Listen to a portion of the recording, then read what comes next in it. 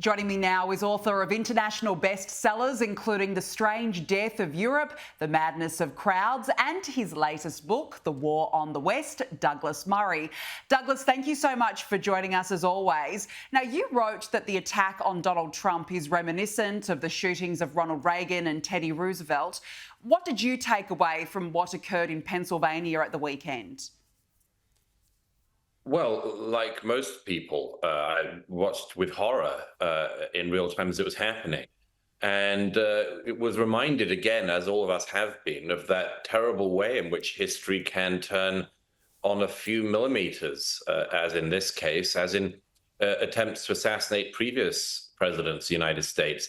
I still think that in some ways, because everyone's moving on to the political significance of this, there still isn't quite enough of a registering of how close America came to a situation that is almost unthinkable. Had the assassin's bullet been very slightly to one side, not only would we have had an assassination of a former president and a running candidate on live television, but the Republican Party, the Democrats, America as a whole, and therefore the world, could easily have fallen into an absolute pit of recrimination, retribution, and much more. History really does turn on such moments. And, thank goodness on this occasion, things are going in a better direction than they might have done. Yeah, he certainly was extremely lucky. Now, Douglas, let's talk about the catastrophic failures of the Secret Service that led to Trump being shot. It's now been revealed the agency knew of the threat 1 hour before the rally, yet still allowed Trump to take the stage. Here's more. And according to Senator John Barrasso, just spoke to him as soon as he hung up on this briefing. He said that apparently the Secret Service had identified as a character of suspicion this man, this shooter, because they saw a rangefinder on him as well as a backpack.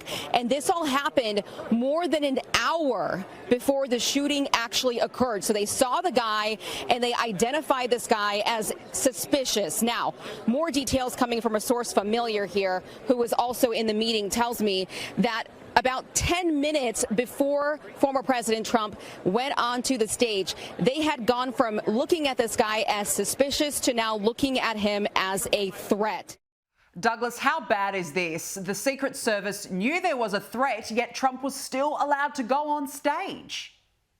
Oh, I think there are huge questions to answer, and the Secret Service and its leadership has to answer them. I mean, everything like this will be analyzed probably for years to come, who knew what, when, and so on. And almost immediately, you get feverish conspiracy theories from all sides about it. And those have to be dampened down by being answered. I think people should know what exactly went wrong here, how it went so wrong. I mean, it's easy to be, literally an armchair pundit on this occasion, opining on what they should have done better. And it's always very easy in hindsight. However, obviously, this is a catastrophic failure by the Secret Service. This gunman, as the days have gone on, it's become clearer and clearer that he was spotted by members of the crowd. Now we know that the Secret Service were made aware that he was a threat. Now we know that the policeman got onto the roof and saw him and was pointed down by the gunman. Now we know that the head of the Secret Service, the director of the Secret Service, says that one reason why snipers weren't put on that roof was because it was a slopey roof and therefore presented a health danger, which is bewildering to many of us. I'm sure she has a good explanation for why it would have been so dangerous to have had another sniper on another slopey roof, and that's more important to protect the health and safety than the possibility of having a former president's head blown off on live television. I'm sure she'll answer that, but so far she's done rather badly in that regard.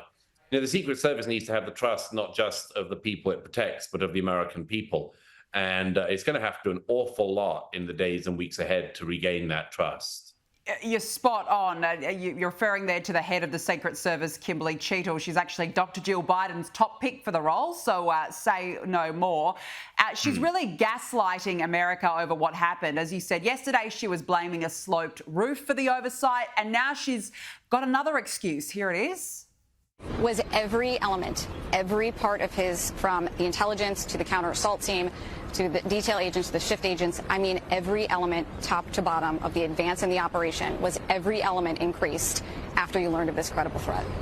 What we increased was what we felt was appropriate for the former president and for that particular event on that day. We have been increasing the assets and the resources and the staffing that we have been providing to the former president since he was a presidential candidate and then the presumptive nominee. That's what I can tell you. That sounds like a no. Douglas, how does this woman still have a job?